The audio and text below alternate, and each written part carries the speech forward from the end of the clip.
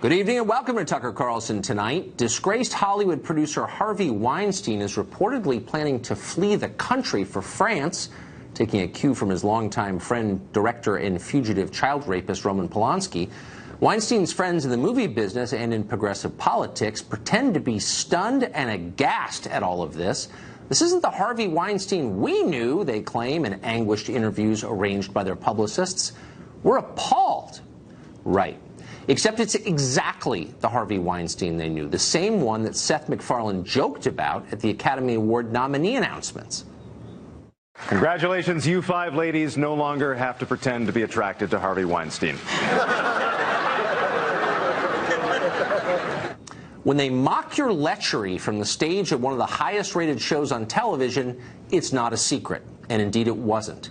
MacFarlane now says he heard about Weinstein's harassment from one of his many victims at the time. MacFarlane knew, so did everyone else. They're all lying about it. Who specifically is lying? Here's a partial list. Pretty much every A-list actor who once worked for Harvey Weinstein. Most of them are now saying how shocked they are.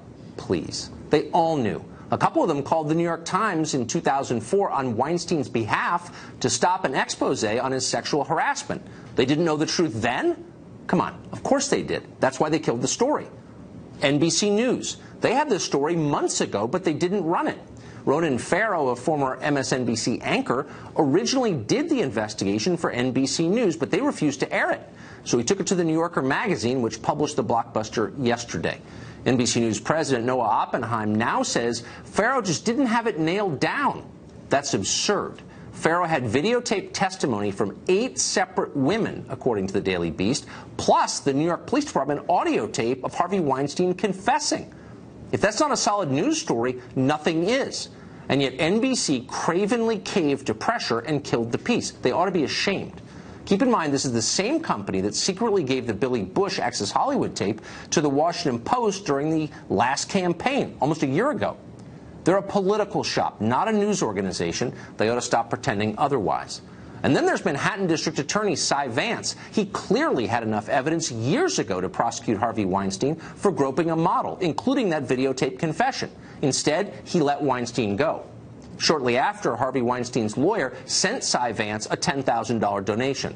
Coincidence? Right. And what about Tina Brown?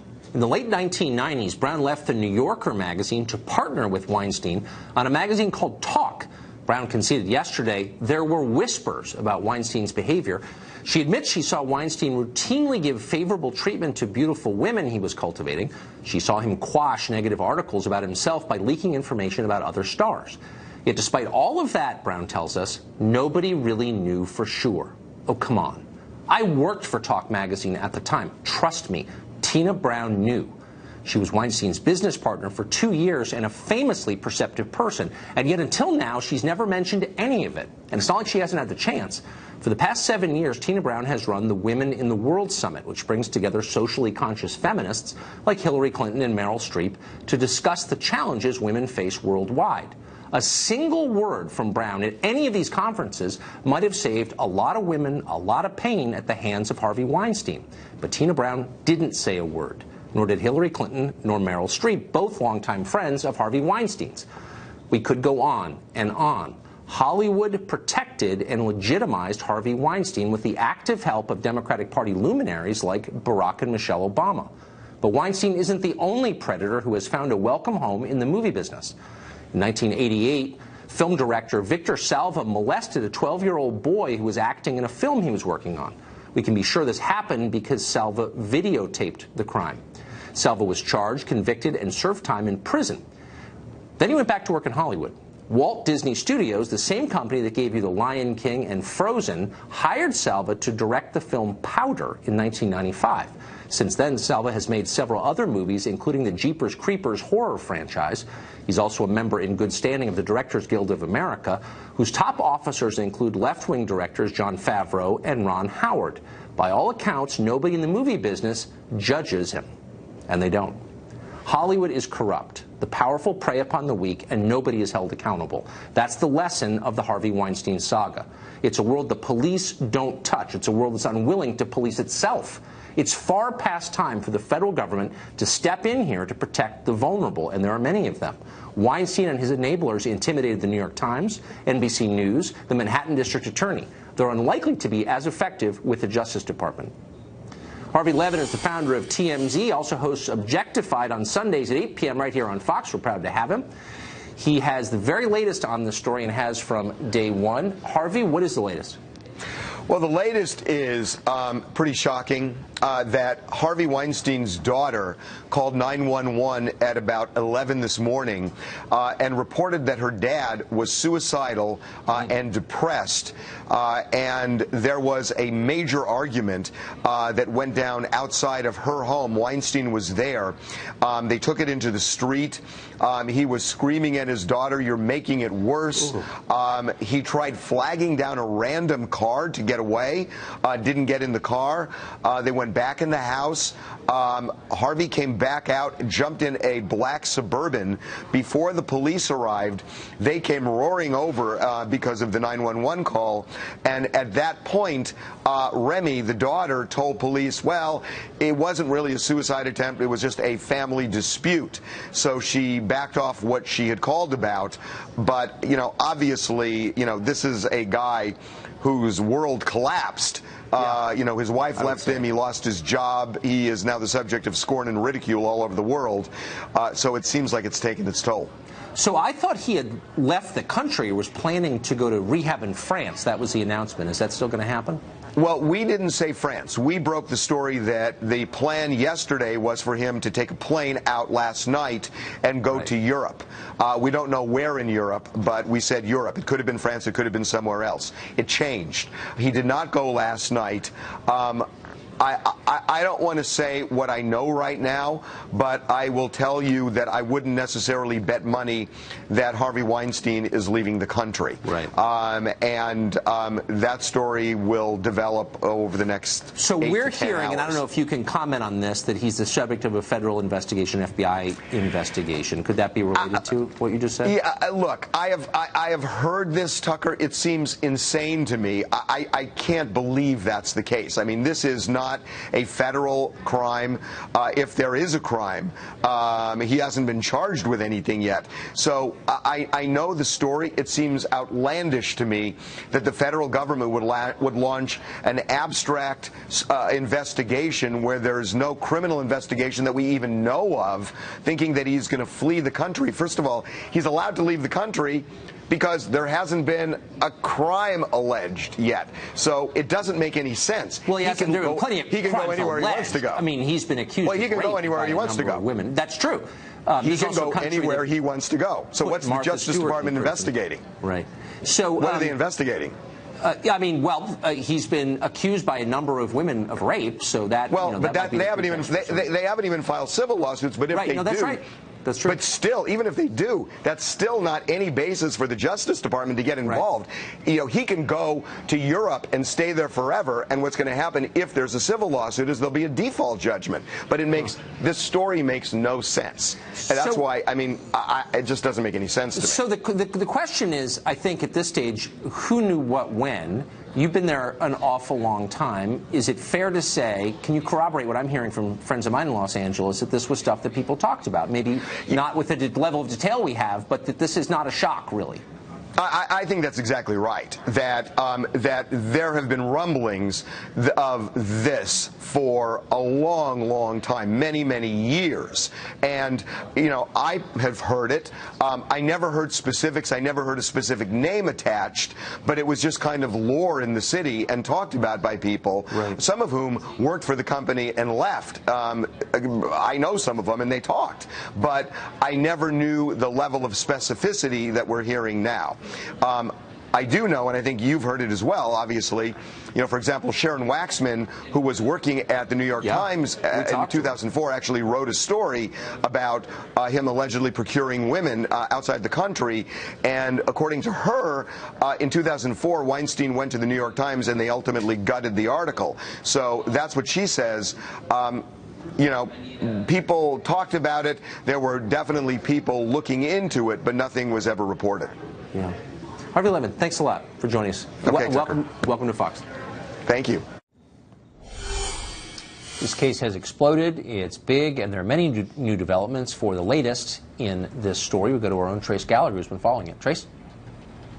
Hi, Tucker. For the moment, Harvey Weinstein, as you said, isn't facing any criminal charges, though the film producer may be anticipating a change in that status because he has now hired a high-profile criminal attorney. And today, embattled Manhattan DA Cyrus Vance defended his office's decision not to prosecute Harvey Weinstein, despite having an audio tape where Weinstein appeared to admit assaulting a young model in 2015. Watch. I understand that folks are outraged by his behavior. I understand that there are many other allegations that have surfaced, but in our case, we really did what I think the law obligates us to do. Vance's office also is taking fire for accepting a $10,000 donation from David Boies, an attorney for Harvey Weinstein. The donation came in 2015, just months after the office decided not to press charges. And despite a flurry of actresses making accusations against Weinstein, on Tuesday, Lindsay Lohan went on Instagram to defend him. Watch this. I feel very bad for Harvey Weinstein right now. I don't think it's right what's going on. I think Georgina needs to take a stand and be there for her husband. Lohan quickly took down the video, but apparently her support for Weinstein still stands. And we are also hearing from Harvey Weinstein himself tonight, telling Us Weekly that he sat down with his wife and discussed what was best for their family, saying, quoting here, "In the end, she made the decision to separate. I understand. I love her, and I love our children, and hopefully when I'm better, I will be in their lives again." And now the Motion Picture Academy, which has already called the allegations against Weinstein abhorrent, will meet this weekend to discuss whether to strip his membership so Weinstein could be out, though admitted pedophile Roman Polanski would still be in. Tucker. Trace Gallagher. Thanks, Trace. You want to know what corruption looks like? You're watching it. This is corruption. From NBC to Hillary Clinton, countless people seem determined to protect Harvey Weinstein from the consequences of his behavior. Why exactly is that? Mark Stein is here to tell us next.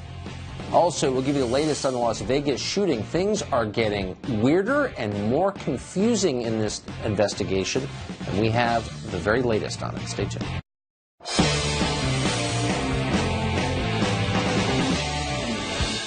All right, so we were just talking with Harvey Levin about whether the FBI has opened an investigation into Harvey Weinstein's behavior, something we called for on this show last night. The Daily Mail is just reporting, I think just right now reporting, that the FBI has opened an investigation into Weinstein for alleged sex crimes. So that's the latest, according to the Daily Mail as of right now. The New York Times, of course, knew about Harvey Weinstein's behavior more than a decade ago. They did nothing. They killed the story. NBC did the same thing. They had the story in their hands, written by Ronan Farrow, nailed down completely. They killed it anyway. Countless actors were silent. Even Hillary Clinton took 5 days to comment. She's close friends with Weinstein, says she's a champion of women around the world, but didn't stand up for them in this case, and neither did the Obamas. It's a theme on the left. They haven't stood up for women in this case. Why is that? Mark Stein is an author and a columnist, and he joins us right now. So, Mark, I mean, let's note the obvious paradox. This is the home of women. This is the party that wages war on their behalf when the Republican Party wages war on them, and yet actual women were being abused by this guy, and they enabled it and protected him. What's going on? Well, there's actually one anecdote, one vignette in Ronan Farrow's New Yorker piece that sums up not just Hollywood, but I think the Democrat Party, the Clinton Democrats' attitude to all this. Harvey Weinstein is at the Cannes Film Festival, and he runs into Emma Decaune, a French actress. I was actually on telly with her dad about 1,000 years ago. And he asks Emma Decaune to lunch. And at lunch, he tells her that he's just optioned this book, and it's got a strong, independent woman role in it that she'd be perfect for. And she says, "What's the name of the book?" He says, "I can't remember the name, but it's up in my room. Why don't you come up and I'll give it to you?" So they go up to his hotel room. He steps into the bathroom. He emerges from the bathroom entirely naked in what I'll discreetly call a priapic state.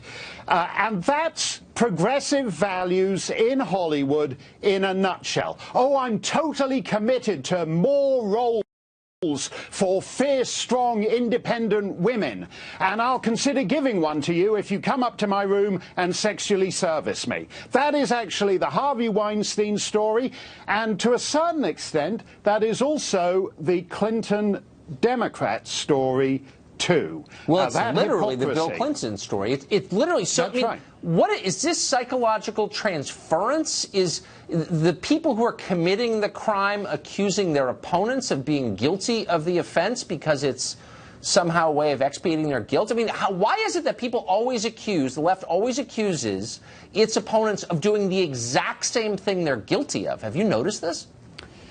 Yeah, well, I think it's actually worse than that, because if you notice the things that the left gets annoyed, if Mitt Romney, who is nobody's idea of a sex fiend, and he happens to say that as encouraging women to apply for a job, he phrases it rather clumsily, and he says binders full of women. All these late-night talk show hosts, everyone, he's a punchline for 2 weeks afterwards. Dear old decent Mitt, because he's a stiff who stands up when a woman enters the room and holds the door for her as she leaves. Meanwhile, they're completely heartless about the huge mountain of human debris piled up by this Hollywood pig over the last 3 decades, and I think it goes to the fact that they're actually willing.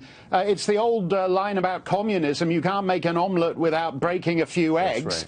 Right. And in this case, Harvey Weinstein's the guy who made Shakespeare in Love, and if he were talking to Shakespeare, he'd say you can't make a Hamlet without breaking a few chicks. This is the necessary collateral damage. No, this is the necessary collateral damage, as they see it. They love humanity but mistreat people. It's always in the abstract. So you are seeing, even now, we could not get anybody from Los Angeles, and I know a lot of people out there, to come on and talk about this. You got to kind of wonder, at what point does Hollywood come clean and admit that Harvey Weinstein is not an aberration? He's not, I mean, he may have been the most piggish guy you've ever heard of, but he's not an anomaly out there. I mean, do we ever get to kind of reform that culture? Well, I think that's very interesting. I mean, Harvey Levin was saying a couple of minutes ago that there's no actual crime here yet for the FBI to investigate. Just rape allegations, no big deal. Yeah. Well, but there are certain other oddities here. For example, the Miramax head guy in Italy was a guy who knew nothing about movies and was paid 400 grand a year to procure broads for Harvey Weinstein. That's ultimately, I don't know whether that business expense went to the revenue agency in Italy or here in the United States under the parent company Disney, but that's certainly something to investigate. If you look at the way the Weinstein Company ran, he had a modus operandi. It would be a female staffer who would call up the young actress and invite them to a meeting, and the actress would think, oh, it's okay, because I'm not going to be alone with Harvey Weinstein, there's going to be this other woman in the room. And after 10 minutes, the female employee would withdraw from the room, leaving the actress there to be attacked, physically attacked, by Weinstein. That's systemic corruption in the Weinstein Company. That's right. And that's why it isn't just one man. There is something to investigate. That's what's corrupting about it, and that's what ties it to the Democrats. Because just as Hillary was an enabler who ran fraudulently as a feminist, so these enablers in the Weinstein Company present themselves as a progressive feminist organization. Exactly. I'm coming to the conclusion that feminism isn't sincere. Just throwing that out there. Mark Stein, great to see you tonight. Thanks a lot, Tucker. 10 days of investigation have only made the Las Vegas shooting more confusing. New revelations raise questions about why police took so long to locate the shooter and if they know what they're doing in the investigation. That's not an overstatement. Stay tuned for the latest details on that. The Las Vegas shooting was an unusual story from the beginning, bizarre in some ways. But 10 days into the investigation, things are getting stranger, if anything, more baffling. Initial accounts and the timelines for the shootings have been replaced A new timeline featured on the Today Show indicates police could have identified Stephen Paddock's location far earlier than they actually did. Watch. This is the sound of the actual first shot Stephen Paddock fired from his Las Vegas hotel room. Call the police. Someone's firing a gun up here. Someone's firing a rifle on the 32nd floor down the hallway. According to a revised police timeline, that was 9:59. Paddock began firing at the crowd outside at 10:05, then stopped at 10:15. A police SWAT team got to the 32nd floor at 10:17 and a minute later learned that the guard was shot and where the shots came from. That means it took Las Vegas police 19 minutes to find out what the guard and the engineer already knew, where a man was firing a gun on the 32nd floor.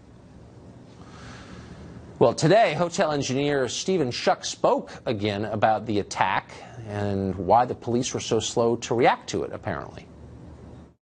As soon as I started to go to a door to my left, the rounds started coming down the hallway.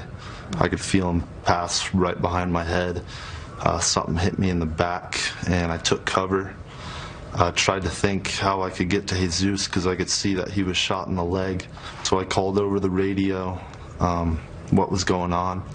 As soon as the shooting stopped, we made our way down the hallway and took cover again. I told myself, you know, remain calm. If I freak out right now, it's only going to get me killed or injured. And then, despite one of the biggest police investigations in the history of Las Vegas, somehow Paddock's home was broken into. His house in Reno was broken into by someone. We don't know why. We don't know what they took, if anything. Chris Kudialis writes for the Las Vegas Sun. Ted Williams is an attorney and former D.C. homicide detective, and they both join us. Ted, to you first. This timeline doesn't seem to make any sense at all. It doesn't make any sense, Tucker. It's weird and bizarre, and you've got to wonder what is law enforcement saying to the public out here. They gave us this initial timeline that Campos was shot during the course of the actual shooting into the crowd. He's the security guard. He's the security guard. But let me just ask, why would he be at Paddock's door in the first place? This was before any shooting took place. What had happened, Tucker, is that an alarm had went off up there. He's a security guard for the hotel, so he went up to check the alarm. The Paddock had all of these cameras he had in place, saw him coming, shot 200 times through a door, and hit him in the leg with one of the some shrapnel. And then waited 6 minutes, opened fire, and it was more than an hour before police made it into the room. Chris, that account, that timeline, which is the revised version, is now being apparently contested by the hotel, which says that's wrong. Am I getting that correct? Correct. MGM, Tucker, has said that they don't necessarily agree completely with the timeline that police have provided. So I think this is the first time throughout the 10-day investigation that MGM and police haven't, at least publicly, seen eye to eye on this timeline. But why have the authorities, why have the investigators so radically changed the sequence of events, the timeline? Why did they do that? That's a great question. Metropolitan Police here in Las Vegas has really made an effort over the past 5 years to really become as transparent as possible for the media and for the public. So that includes updating daily, as we've seen throughout this investigation for the most part, showing body cam video, and they've really tried to show the public everything that they know as soon as they know it. And a lot of times you see authorities as well can get things mixed up, and it's you know, now in the face of the public, a lot of people scratching their heads on what's going on. Yeah, this is not a small thing, though. I mean, these are the core facts of the case, and it's very confusing to me. Here's what we know, though. Apparently, Paddock's home, Ted, in Reno was broken into. This is part of an active homicide investigation. You were a homicide investigator. How could you leave the home of the suspect unsecured a week after the crime? You know, Tucker, this was evidence. As you know, they've served 2 search warrants on Paddock's homes. You would have think that all of his homes would have continued to be secure.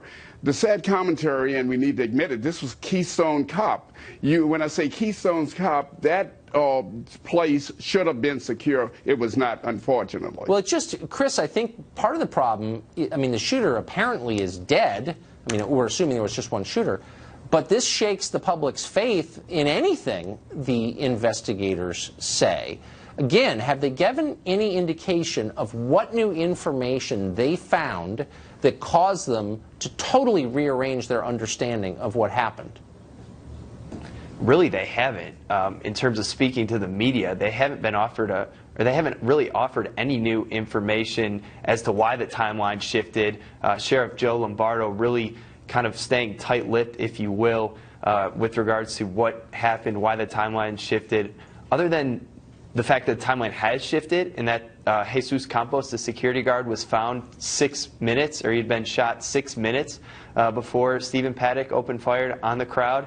That's all we know at this point, compared to what we were told earlier in the investigation, that he had come in towards the end of the firing and was credited for stopping Paddock firing at the crowd. Which at least made sense. I mean, there was still a gap between the shooting of Campos and the moment when police found the body, but still, this does not make sense. So, given this fact set, Ted, without speculating too much, what's the likely explanation from what we know, or is there even one? Look, Tucker, you and I are going to be here next year, and I can unequivocally tell you, I don't think we are going to find the motive behind this killer. He's dead. We thought we were going to find it through Mary Lou Dantley, his girlfriend. We haven't found it there. His brother, Eric. So we're stuck with a madman doing horrible things. And this is part of the frustration, by the way, of law enforcement, that they cannot find the motive behind this. Law enforcement is always looking for a motive, and they can't, unfortunately. I would settle for the facts, actually, at this point. Can't get those either. Ted, Chris, thank you both very much. Las Vegas has the headline. Chicago, though, has the body count as always. That city has surpassed 500 murders just this year. We'll talk to an alderman from the city of Chicago who says, of course, gun control is the answer. Stay tuned for that. Las Vegas massacre understandably getting a lot of attention now, but there's another massacre happening in slow motion, has been for years, in the city of Chicago, and other cities, by the way. But Chicago recently recorded its 500th gun homicide for the year. By the end of this year, it will have enough fatal shootings to match Stephen Paddock's murder spree at least 10 times over. George Cardenas is a Chicago alderman. He's upset about this, understandably. He says tough gun laws could help the situation. Alderman Cardenas joins us tonight.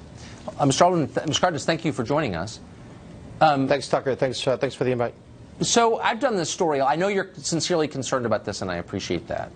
And I've done this story a million times, and it's always the same answer, which is we need better gun control in the city of Chicago because we have Indiana right next door. And I always think, well, you know, I live in D.C., which has a much lower murder rate than Chicago. I live like 800 yards from Virginia, which has lax gun laws. Why is Chicago different? Well, I mean, it's different for a lot of different reasons. And, you know, obviously guns are part of the problem, but it isn't the only problem. You have a community and beset by unemployment, by lack of opportunities. And by the way, most of the homicides and violence are affected in African-American communities, some Hispanics, but blacks are really impacted by the gun violence. When you have had this investment and you cut schools, and you cut school funding, and for decades, by the way, the areas of the South Side and the West Sides have been left with neglect. Jobs have left. All the manufacturing jobs that were there decades ago are long gone. Nothing has replaced that. You add that to the mix of everything happening in the city of Chicago, and along with cases, obviously, of police brutality, allegations of. Wait, but I want to. I mean, look, I'm not discounting any of that. You know, most of what you said is real, except the school funding thing, which is silly. But the rest of it is real. There is a job crisis there, but there's a job crisis in a lot of parts of the country, deindustrial parts of the country that don't have the same murder rate. Maine or Appalachia, there are lots of places that have similar problems but don't have the murder rate that you guys have. Why does nobody ever mention? But why does nobody ever mention the fact that the majority of kids in Chicago don't have a father at home? Do you think that's a part of it? Well, that's part of it. If you have a lack of job opportunities, if you have lack of you know, infrastructure where the family part of it. No, I know the job stuff. Yeah, it is. It is. But why does nobody ever mention that? Why are politicians so afraid? We mention it. We acknowledge it. No, you don't. No, you never do. That's not true. Yeah, there's a lot of programs here in place in this city. I'm not talking about programs. I'm not talking about programs. Become a father. Look, you know the truth, and I'm not. I know you're smart. I'm not patronizing you, but I'm being sincere. If you don't have a dad at home, you can grow up to be a great person, but and most do. But it's a lot harder, and you're much more likely to have violence in your neighborhood if nobody has a dad. Well, why does nobody have Tucker, the courage to let's say talk that? about the numbers. Let's I talk know about the numbers. Yeah. So, here, let's talk about the numbers. So, in Illinois, you have approximately 49,000 prison inmates. 65% of those prison inmates happen to be African American. Right. Now, as a percentage of the population in Illinois, they're only 14% of the population. So, you know, what's going on? Why is so many African Americans incarcerated? Not to mention, not just African Americans, Hispanics as well, but those statistics tell you if they're not, if obviously they're in prison, they can be at home providing for their families, right? So you're saying those statistics, yes, of course, you're going to see a big gap in that. It's a social problem that we have. So I need you to understand that progression, why isn't the father home? Social problems are complex, as you know, and I don't want to reduce it just to one factor because that's not fair. But that's a huge factor. The family you grew up in shapes a lot of who you are. And it did for you, it did for me. And if you have a community where, like, nobody in the neighborhood is a dad at home, maybe that's a massive part of it. And politicians, particularly on the left, are so afraid to say that out loud because it sounds mean or because they're courting single women as a voting bloc, which you are, I know. Why don't they get over their political fear and tell Tucker, the truth about that? You want to solve the problem, don't you? I mean, no, forget about Republican, Democrat. You like to solve the problem, don't you? Yes. I mean, this is a big city. It affects the United States. Yes, it I affects agree. America. And I don't think that's the only There's a lot of Republicans factor here in Illinois. Right? I'm just saying that if you take the data of African Americans being incarcerated at 10 times the rate of everybody else, if they're in prison, they can't be at home providing for their family, right? I think that's part of it, but wouldn't it be helpful just to name the problem and stop patronizing us with this nonsense about Indiana being responsible because they have different gun laws? Like, that's just dumb, and everybody knows it, right? Well, look, I didn't say. I'm not. You didn't say it, but everybody says that. What I'm saying here is that guns are also part of the problem because, you know, guns are cheaper than buying an iPhone. I mean, that's crazy. $100 to buy a gun, and when you have an area in the city of Chicago, a community beset by violence, beset by unemployment, beset by a lot of also socioeconomic problems, that's just fuel to the fire. That's what I'm saying. But it's not the cause. No doubt Those are about tools. You know, yeah, I get it. But, right. We got to come to solutions. George, thank you for joining us tonight. I appreciate it. We thought Boy Scouts were for boys. It's in the name. No longer. Boy Scouts just announced they will be admitting girls. We'll talk to an Eagle Scout about the change and what it means for America, because it does mean something. Something important has ended. What's next? Stay tuned.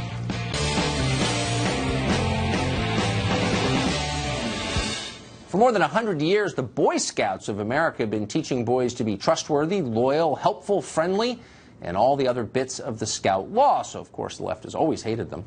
But now the Boy Scouts are ditching the first half of their name for the sake of gender equality. The Boy Scouts announced today that girls will be allowed to join the Cub Scouts. They'll also be creating a parallel organization for older girls that will let them attain the rank of Eagle Scout. Whatever happened to the Girl Scouts? Whatever. Charlie Kirk, the founder of Turning Point USA, he is an Eagle Scout, and he joins us tonight. Charlie, the reason I want to talk to you was this felt like the end of something and the beginning of something new. And maybe I'm reading too much into this, but it struck me as kind of a big deal. What does it mean, do you think? I think you're spot on. I think it is a continuation of the left's persistent attack on successful institutions in this country. Look, the Boy Scouts of America have been one of the most proven institutions to turn boys into men. And that means, in essence, to a developed and proven curriculum of having involvement in the community, leadership development, and so forth. Over 100 years, the Boy Scouts of America have had presidents, CEOs, so on and so forth. But this is consistent with what the academics are teaching the next generation, that genders are nothing more than a social construct. They don't mean anything, that gender and sex are not related at all. And you and I both know that actually there's a good argument to be made, if not truth behind the fact that boys are better at some things than girls, and girls are better at some things than boys. But the worst part about this is, what does it do to the Girl Scouts? I mean, the Girl Scouts, they're also a 100-plus year organization. They were founded two years after the Boy Scouts of America. What does this do to the Girl Scouts of America? They released a statement really condemning this. And so, as an Eagle Scout, I'm disgusted and I'm disappointed to see this. But even before the current gender battles, which are obviously part of this, The left disliked the Boy Scouts, and I always thought it was because the Boy Scouts are the two things they hate. They're wholesome and they're non-ironic. It's the same reason the left always hates the Mormons. There's no ironic inflection. They're just sincere. Why does that drive liberals so crazy? Well, it also goes to show why they're supporting these national anthem protests. They hate patriotism. And there's no group more than the Boy Scouts that have defended the flag or have engendered or fostered patriotism amongst our youth. And one of the key components of being a Boy Scout is understanding the flag code and being involved in your local community and understanding what it means to actually serve your country. But what the left is trying to accomplish is a deconstruction of traditional values. And this goes back to the 1920s and 30s, and this is what the Marxists have been so effective in doing in overtaking our universities. And this is just another attack on a fundamental institution that has proven to be successful over the last 100 years, from turning boys into men. And men do matter, but the left does not think so. I absolutely agree with that. I don't think this side will be mocked for this, but it's not a small thing. There's something bigger. Charlie Kirk, thanks a lot for helping explain that. Thank you, Tucker. Up next, the nuclear deal with Iran could be gone. It could be decertified in just a matter of hours, tomorrow or Friday. Is that good or bad? What does it mean? We'll talk to Sam Faddis, a longtime CIA officer who's worked in that region for decades. He joins us in a minute. President Trump spoke with Sean Hannity today. During that interview, the president blasted the Iranian nuclear deal as a work of utter incompetence by the previous administration. Watch. I think it was one of the most incompetently drawn deals I've ever seen.